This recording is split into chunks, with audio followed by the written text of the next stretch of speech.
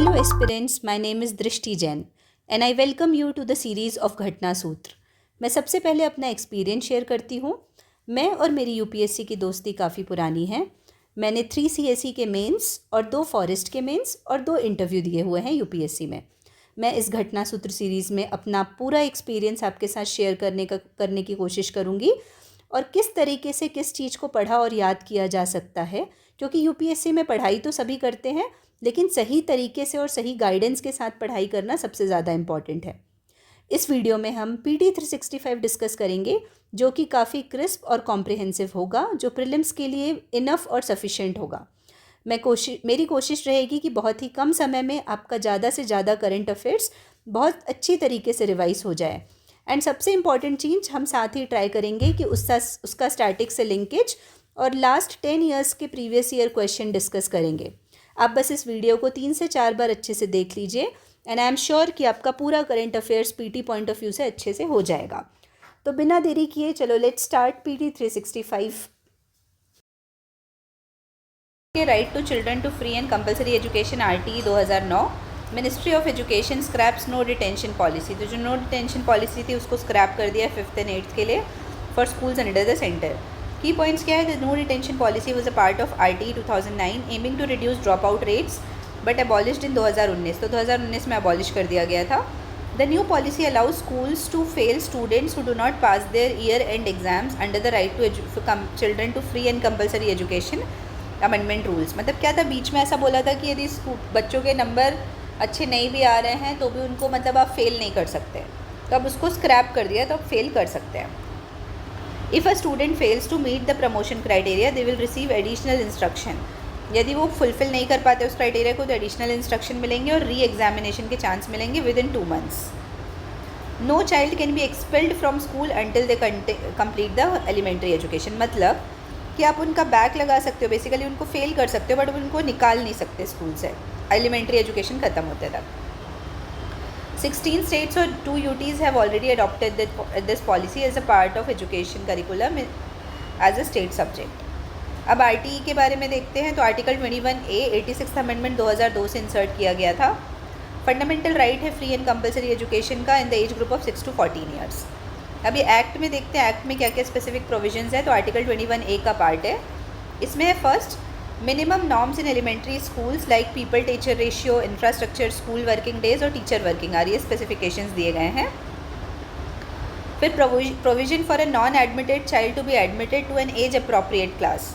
जैसे क्या है कि मान लो कोई बच्चा स्कूल से शुरू से पढ़ा नहीं है या कुछ नहीं किया लेकिन उसके बाद भी एज अप्रोप्रिएट क्लास में उसको आप एंट्री दिला सकते हो। And special training of drop outs. फिर गवर्नमेंट स्कूल की बात करें तो to provide free education to all children and schools will be managed by school management committee. Private schools की बात करें तो 25% सीट्स रिजर्व होना चाहिए डिसएडवांटेज सेक्शंस के लिए। अब ये स्टेट रिम्बर्स करता है as a part of public private partnership plan. फिर prohibition of deployment of teachers for non educational work. तो नॉन एजुकेशनल वर्क के लिए आप टीचर्स को डिप्लॉय नहीं कर सकते other than decennial census, elections और डिज़ास्टर रिलीफ। तो ये तीनों चीज़ों को छोड़ के आप बाकी चीज़ों के लिए नहीं कर सकते। Prohibits physical punishment and mental harassment, screening for admission of children, capitation fee, private tuition fee by teachers and running of schools without recognition. No child shall be held back, expelled और required to pass a board examination until the completion of elementary education। फिर education being a concurrent subject, the act lays down specific responsibilities for the center, state and local bodies। फिर National Council of Education Research and Training NCERT academic authority है curriculum और evaluation procedure lay down करने के लिए elementary education की। फिर next है जो बॉक्स में लिखा है UDISE 23-24 report on school education. तो मिनिस्ट्री ऑफ एजुकेशन ने UDISE प्लस 2023-24 रिपोर्ट लॉन्च की है स्कूल एजुकेशन पे। UDISE system of online data collection from school was developed by department of school education and literacy in 2018-19। It collects information through an online data collection form on parameters ranging from school infrastructure, teachers, enrolment, examination results. UDISE has attempted collection of national level individual student wise data for the first time in 22-23 to align with recommendations of NEP 2020 as compared to school wise comparable data with 21-22। ये की findings है ना, ये हमारे काम की नहीं है, ये मत पढ़ना। फिर नेक्स्ट आते हैं पीएम विद्या लक्ष्मी स्कीम। तो यूनियन कैबिनेट ने पीएम विद्या लक्ष्मी स्कीम को फाइनेंशियल सपोर्ट देने के लिए to meritorious students for higher studies इसको अप्रूव किया है। ये सेंट्रल सेक्टर स्कीम है जो एनईपी में लाई गई है, recommendation of financial assistance to meritorious students in both public and private higher educational institutions. ठीक है, तो ये collateral free, guarantor free loans देंगे from banks and financial institutions to cover full amount of tuition fee and other expenses related to course in higher education. ठीक है, any student who gets admission in quality higher educational institution वो eligible है इसके लिए। NIRF ranking के हिसाब से जो QHEI 860 QHEI क्वालिफाइड है उनमें से उनके 22 लाख स्टूडेंट्स को मिलेगा। 7.5 लाख रुपीज़ लोन का अमाउंट तक का लोन मिल सकता है, 75% credit guarantee by government of India. Unified portal है PM Vidya Lakshmi for simple, transparent, student friendly and interoperable system that will be entirely digital. ये ई वाउचर और CBDC वॉलेट के थ्रू मिलेगा। The scheme is applicable for all scheduled banks, regional rural banks and cooperative banks. It will supplement Pradhan Mantri Uchchatar शिक्षा प्रोत्साहन scheme. ठीक है, scholarships मिलेंगे इसमें। अब अपन नेक्स्ट न्यूज़ में आते हैं, नेक्स्ट इंपॉर्टेंट टॉपिक पे, that is UGC draft minimum standards of instruction for the grant of under graduate and post graduate regulation 2024। तो क्या क्या गाइडलाइंस आई है उससे रिलेटेड हमको पढ़ना है। तो ये ड्राफ्ट आया है related in exercise of the powers conferred bye university grant commission act 1956। ठीक है, अब इन रेगुलेशंस के बारे में देखते हैं। To match global standards in higher education alongside upholding inclusivity and adaptability to diverse learner needs in line with NEP। अब क्या क्या चेंजेस प्रपोज किए गए हैं। बाई एनुअल एडमिशन होगा हायर एजुकेशनल इंस्टीट्यूशन में। फ्लेक्सिबिलिटी मतलब irrespective of discipline opted in schooling, a student is eligible for admission in any discipline. जैसे फॉर एग्जांपल आपने कॉमर्स नहीं लिया लेकिन तो भी आप पोस्ट ग्रेजुएशन या ग्रेजुएशन कॉमर्स से कर सकते हो, लेकिन along with an entrance examination. Pursuing of 2 undergraduate और PG programme simultaneously with the flexibility in terms of change of discipline, institution और mode of learning. Recognition of prior learning है, इसमें admission based on RPL, learnings without formal education. फिर credit structure की बात करेंगे तो minimum 50% credits मिलेंगे। और ADP allow students to, ADP क्या है इसमें, accelerated degree programme. It allow students to complete degree in reduced time by earning additional credits per semester. तो एडिशनल क्रेडिट्स मिल जाएंगे। It is applicable to only UG level to be opted at the end of first और second semester only. ठीक है, फिर next topic देखते हैं, strengthening teaching learning and results for STARS programme. ठीक है, स्टार्स प्रोग्राम वर्ल्ड बैंक ने release की है jobs at your doorstep report commissioned as a part of STARS programme. ये स्टार्स प्रोग्राम के सेंट्रली स्पॉन्सर्ड स्कीम है, supported by world bank and approved in 2020 for 5 years 2024-25 के तक के लिए। Implemented in 6 states, Himachal Pradesh, Maharashtra, Orissa, Rajasthan, Madhya Pradesh और केरला। एम क्या है, क्वालिटी और गवर्नेंस इंप्रूव करना है स्कूल एजुकेशन का, with focus on early education, learning assessment, teacher performance, school to work transition and decentralised management. ये समग्र शिक्षा स्कीम्स के साथ अलाइन हुआ है और सपोर्ट्स ऑपरेशनलाइजेशन ऑफ NEP। फिर नेक्स्ट है केंद्रीय विद्यालय and Jawahar Navodaya Vidyalaya. Cabinet committee on economic affairs approve the setting up of 85 new केंद्रीय विद्यालय and 28 new Jawahar Navodaya Vidyalaya. KV की बात करते हैं तो Kendriya Vidyalaya scheme central sector scheme है, approved in 1962 on the recommendations of second central pay commission.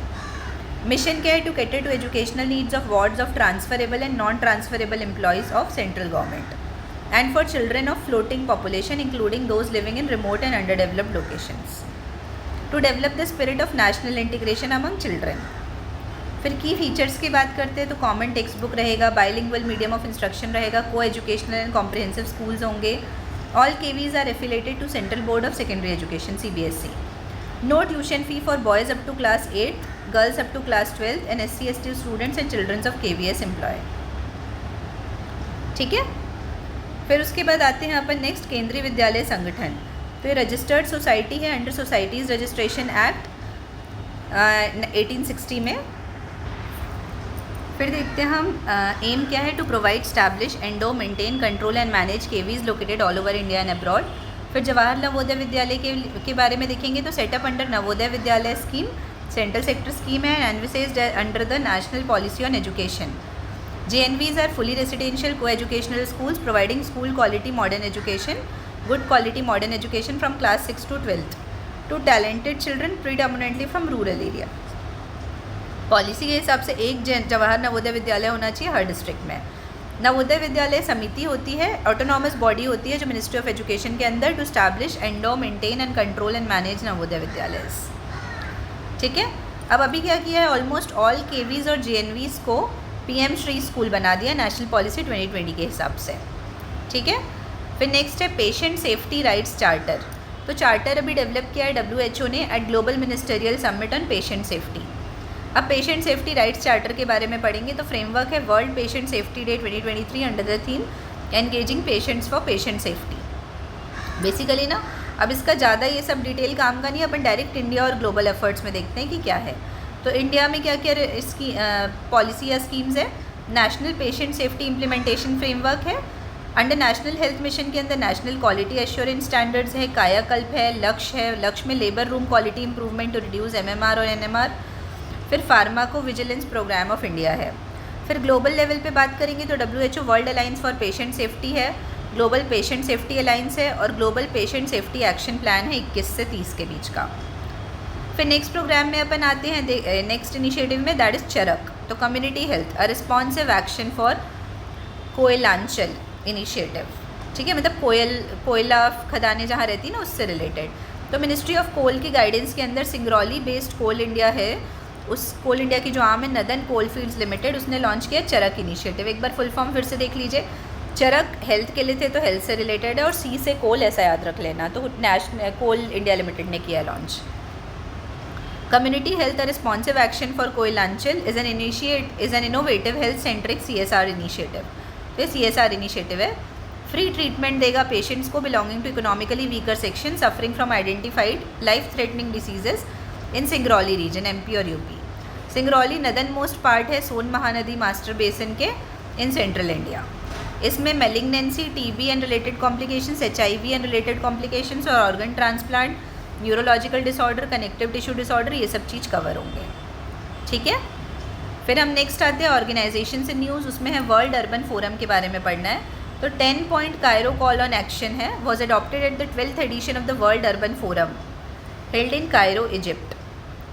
ये वर्ल्ड अर्बन फोरम 2001 में इस्टेब्लिश हुआ था by the United Nations, convened by UN Habitat as a high level open and inclusive platform for addressing the challenges of sustainable urbanisation. इसमें क्या है, aim address करेंगे issues of rapid urbanisation and impact on communities, cities, economies, climate change and policies. First world Urban forum हुआ था Nairobi में, Kenya में 2002 में.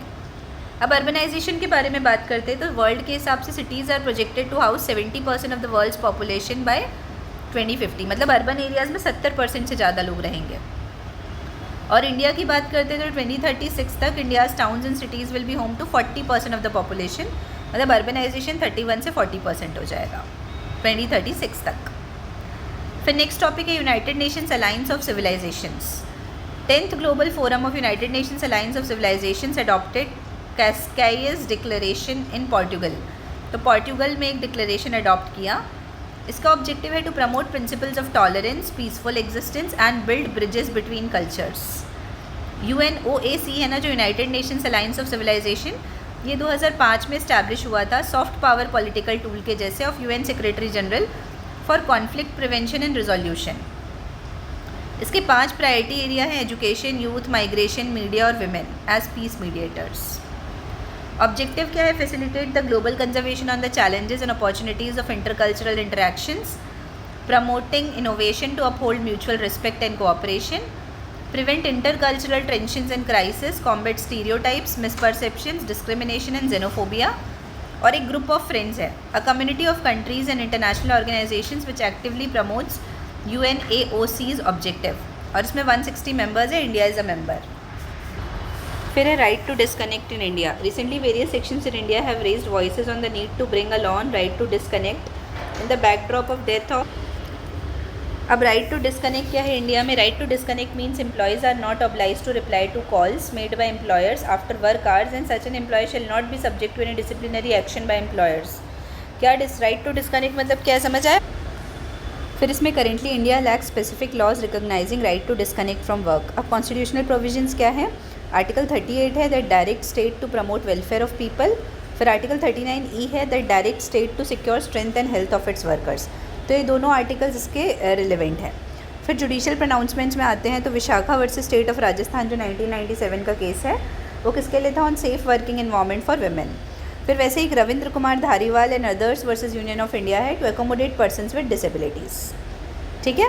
फिर रीसेंट इनिशिएटिव्स की बात करते हैं तो in 2018 a private member's bill was introduced in Lok Sabha which aimed to delineate the right to disconnect from work after working hours. तो मतलब लोकसभा में एक प्राइवेट मेंबर बिल आया था जो इसी चीज़ पे बात की गई थी। ठीक है। अब how the right to disconnect is implemented globally. तो ग्लोबली क्या क्या प्रोविजंस है? तो फ्रांस का क्या अप्रोच है? Employees are not obligated to work from home और take work home ensuring work life balance. तो मतलब बोलते हैं कि ऑफिस का काम ऑफिस में ही करो। फिर पोर्टुगल का लॉ क्या है? Prohibits employer contact outside work hours promoting employ privacy. तो मतलब कोई कॉन्ट्रैक्ट नहीं है आउटसाइड वर्क आवर्स, मतलब आपको जो करना है आप वो कर सकते हो। फिर स्पेन की पॉलिसी की बात की जाए तो allows public workers and employees to disconnect devices enhancing personal time, कि जब टाइम ओवर हो जा रहा है तो डिस्कनेक्ट कर दो डिवाइस को। फिर ऑस्ट्रेलिया में क्या राइट है? Parliament grants employees the right to disconnect supporting work life balance. Same right है ऑस्ट्रेलिया में भी। फिर नेक्स्ट आते हैं कॉन्जुगल राइट्स। कॉन्जुगल राइट्स ना अपने यहाँ हिस्ट्री के क्वेश्चन में पूछा जा चुका है, जब रकमाबाई केस पूछा था ना उस वाले में। Supreme court recently ruled that proceedings of restitution of conjugal rights and those on maintenance are entirely independent of each other. तो कॉन्जुगल राइट्स और मेंटेनेंस के राइट्स इंडिपेंडेंट है ईच अदर के। अब कॉन्जुगल राइट्स क्या होते हैं? ये राइट्स हैं जो मैरिज के द्वारा क्रिएट किए जाते हैं, that is right to live together, right of husband और the wife to the society of the other spouse. ठीक है। Law recognises these rights both in personal laws dealing with marriage, divorce etcetera and in criminal law requiring payment of maintenance and alimony to the spouse. अब Hindu marriage act है जो 1955 का, वो क्या बोलता है? Deals with conjugal rights which says if either the husband और the wife without reasonable excuses withdraws from society of other, aggrieved party may approach the court for restitution of conjugal rights. मतलब Hindu marriage act में ये बोल रहा है कि यदि या हस्बैंड या वाइफ कोई भी बिना किसी रीजनेबल एक्सक्यूज़ के मतलब अलग होता है या सोसाइटल नॉर्म्स फुलफिल नहीं करता है, तो उस केस में आप कोर्ट जा सकते हो for restitution of conjugal rights, मतलब जो मैरिज से राइट्स मिलते हैं। Similar provisions exist in Muslim personal law as well as divorce act 1869 which governs Christian family law. ठीक है। फिर आते हैं हम अदर इंपॉर्टेंट न्यूज़ में, जिसमें डोमेस्टिक माइग्रेशन इन इंडिया की बात की गई है। Report titled 400 million dreams released by economic advisory council to prime minister EAC-PM highlights the changing patterns of migration in India since 2011। तो 2011 से जो चेंजिंग पैटर्न है माइग्रेशन का उसको रिफ्लेक्ट कर रहा है। इंटरनल या डोमेस्टिक माइग्रेशन में क्या है? It refers to movement of people within a society from one region to another.